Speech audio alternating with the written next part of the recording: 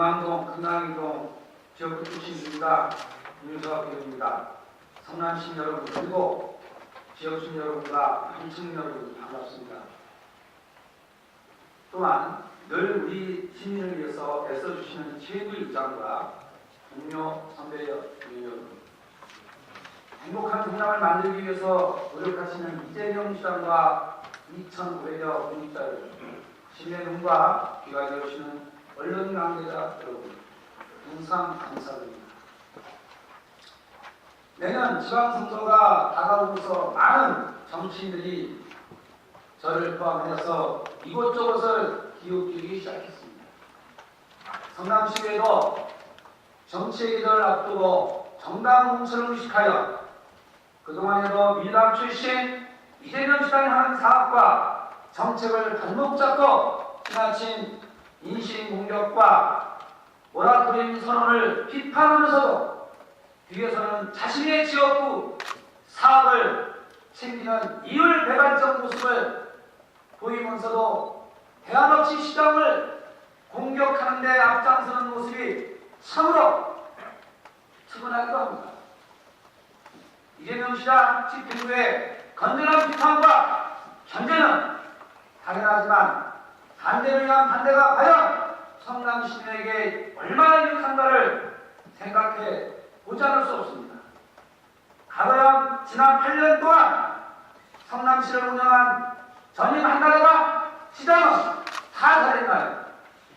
본인은 전임 시장 시절 시민을 위한 자양정책에 이중대 소리를 들어가면서도 공개적으로 인정하였습니다.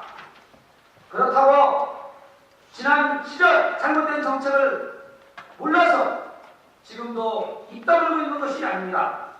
지난 8년 동안 전 한나라당 시원들과 시장은 집행부가 짜고 잘못된 정책을 다수의 힘으로 강행함으로써 피해가 시민에게 고통을 주고 있고 앞으로도 연년아닌 몇십 년 동안 지속될 수도 있다는 사실을 기억해야 합니다. 지난 8년 잘못된 정책인 사업을 몇 가지 들어보겠습니다. 그 유명한 분당문천역 펀스테이션이라는 건물을 보십시오. 수많은 몇 명의 시원들이 반대하였습니다. 어떻게 되고 있습니까? 또 있습니다. 자별그 부지의 혈감매입 사건 알지 않습니까? 네이버 사업자리 특혜 주지 않았습니까? 성우시장에 개발한다고 신한타워 기부천합 조건으로 건물을 세워서 그것 또한 특혜 아닙니다. 또 있습니다. 수정부의 제2시장군이 무려 80억에 대한 돈이 보이는 대로 강행하여서 지금 어떻게 살겠습니까? 헐값으로 정리하고 시민의 땅을 장난짓하고 또한 공익사업을 한다고 효성원 장례식장 이용 토지를 매입해서 어떻게 쓰고 있습니까? 또한 일반적인 개인 토지를 매입해서 사업한다고 해놓고 지금까지도 무용지물로 방치하고 있지 않습니까? 한두 개입니까 지금? 더구나 또 있습니다. 지금 창고에 잠자고 있는 사업하겠다고 설계주고 용역주고 돈 주고 인력은 우습게 생각하지 않고 지금 설계도가 쌓이는 것도 한두 건이 아닙니다. 이와 같은 정책으로 성남시를 재정의로 빠뜨린 전 한나라당 출신 시원과 시원들을 인하여 2010년 7월 전 시장은 부실채권을 인수하였고 이재명 시장은 비판을 감사하면서도 솔직한 고백과 성남시의 고통의 감당과 공직자의 노력으로 개정 여건이 나아지고 있다고 합니다. 하지만 당시 현 시장도 전임 시장처럼 지적사피로 몇천원씩 쏟아붓는 신규사업을 강요하고 비판이 무서워 전임 시장의 사업도 진행하였다면 아마 지금까지도 성남시는 더 무서운 재정 파탄으로 엄청난 소용돌이에 빠질 것입니다. 재정위기의 무상 급식 포기의 경위로 공무원 수당체불 인천, 감사원 발표 제주 위기의 심각성을 펴주는 부산, 그 위에 대구, 울산 등 수도 없습니다. 속이고 있습니다. 2010년 7월 당시 효용산 모라토리움의 논란은 둘째치고 하고 당시에 심각한 재정비가 있었다는 것은 사실 아닙니까? 모라토리움 선언을 비판만 하지 진정으로 성남시 시민과 시를 위하여 재정 건정성을 위한 대안을 단 한 번이라도 제시해봤나요? 3년 내내 비판한 것도 부족하여 무슨 특일입니까? 현 시장이 빚만 갚았나요? 3대 과잉 투자 사업의 순환, 노인 일자리 확대, 무상급식 유지와 장애인 사업 확대, 또한 다양한 프로그램으로 미래 세대를 위한 투자, 더구나 민선 이익이 삼기 단 한 번도 보급 보험도 실어서 독립유공자 안보 보험명예수당 확대한 적 있나요? 더구나 안보보험은 제 확대 지원했던 것, 시민을 상대로 생생한 안보 현장의 방문 등으로 인해서 F-15치는 일일이 나열할 수 없습니다. 토목사업은 사업입니까? 저는 사람에 대해 투자한 진짜 강력한 성과라고 생각합니다. 오늘 이 자리에서 빚 갚는데 앞장선 이재명 시장과 집행부 그리고 불평한 차관낸 성남시민에게 감사와 찬사를 드리면서 시정유지를 보고자 합니다. 성남시 공직자는 누구를 위하여 일해야 되나요? 자기 자신입니까? 아니면 시장을 위해서 합니까? 아니면 시민입니까? 그렇다면 시민을 위해서 일하십니까? 나아가라고 합니다. 본인은 생각하기는 가관한 현재와 공직자는 시민을 대하는 태도나 문을 처리하는 방법은 변하게 것이 없습니다. 그러니 공무원들 보고 철갑통이라고 하는 이도 모르겠습니다.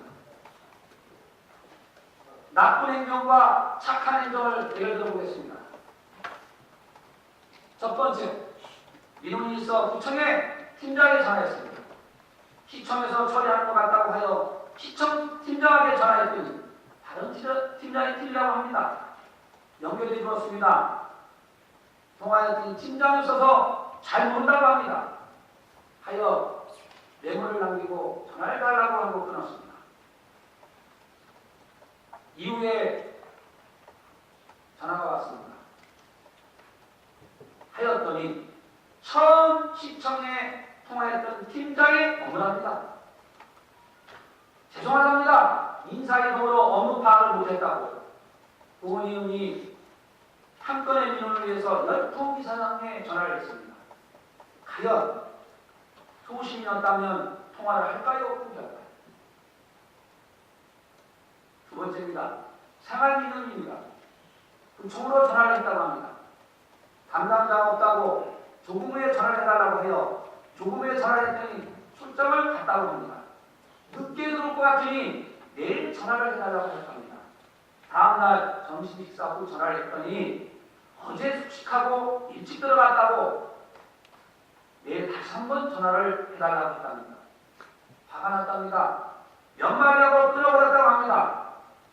과연 시장이, 부시장이, 시의원이 이렇게 했다면 이런 식으로 됐을까요? 세 번째입니다. 동일한 민원에 누구는 되고 안 되는 민원입니다. 이런 일 많습니다. 본인은 수차례 말했습니다. 시민이든 시의원이든 시장이든 해줄 수 있으면 무조건 해줘야 됩니다. 그런데 본인이 직접 부서를 찾아갔습니다. 팀장이 민원을 설명하고 처리하는 경우를 지겠습니다. 불가능하답니다. 절대 안 된답니다.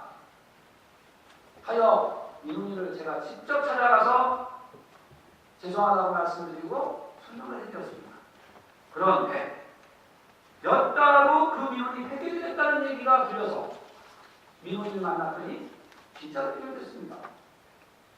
화가 났죠? 그래서 그 부서의 팀장을 찾아갔더니 하는 말, 죄송합니다.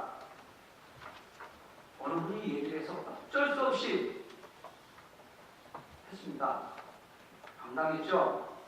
본인은 지금도 그 팀장을 볼 때마다 그 기억이 생각나고 공직자에 대한 신뢰도가 무너졌다는 것입니다. 성남시는 누구나 차별 없는 민원 처리로 시민이 진심으로 행복한 성남시를 바라는 것입니다. 네 번째입니다. 본인은 몇 년째 시우지상에 오랫동안 방치된 공가 건물을 철거해서 주변 환경도 살리고 거주자 주차장을 설치하자고 하였습니다. 제안했습니다. 하지만 이런저런 핑계로 시간이 흘러 무려 5년 된 것도 있고 8년 된 것도 있습니다. 인사 때마다 제안했습니다. 본의원이 올해로 11년째로 약 10번의 인사가 있었습니다. 그 자리에. 그때마다 제안했습니다. 해결되지 않았습니다. 그래 올해 해당 부서 팀장이 또 인사가 되어서 제안하였습니다. 그랬더니 팀장이 전화가 왔습니다. 철거하겠다고. 시간을 달라고. 믿지 못했습니다. 8년 동안 되지도 않았는데 또 될까? 라고. 그런데 해냈습니다. 공간을 철거했습니다. 참으로 감사했고 고맙습니다. 이게 인사 탓입니까? 사람 탓입니까? 저희는 이런 착한 행정을 바라고 있습니다. 이제 질의하겠습니다. 성남시 행정민원처리에 대한 오늘 답변서를 보니까 행정매뉴얼이라고 있습니다. 저도 썼습니다. 행정매뉴얼 존재하죠. 위험지물이죠. 왜? 그대로 알지 않습니까? 쳐다보지도 않는데요. 공직자들이. 이제부터라도 시청이나 구청 그리고 동사무소 등 업무 분장에 속하는 부서에 세관을 접수해 처리 및 과정과 결과까지 체계적으로 정리하여 공유한다면 공직자도 민원인도 빠른 시간 내에 민원을 처리하여 누구는 되고 안 되는 나쁜 행정이 사라지지 않을까 생각됩니다. 또한 같은 부서에 근무를 하는 직원도 차석도 팀장도 과장도 일반적인 민원의 처리 방법이 과정이 기록되어 있다면 인사나 교육 그리고 출정이 있더라도 해당 부서 한 명만 있어도 일반적인 민원은 처리되어 시민의 행복 지수를 높일 수 있지 않을까요? 나쁜 행정을 줄이기 위해서 이재명 시장은 행정 실명제 도입 및 해결한 민원의 정보와 자료를 공개하고 간단한 민원은 24시 바로 처리 시스템을 도입할 의향이 없는지 묻고자 합니다. 강력하게 원합니다.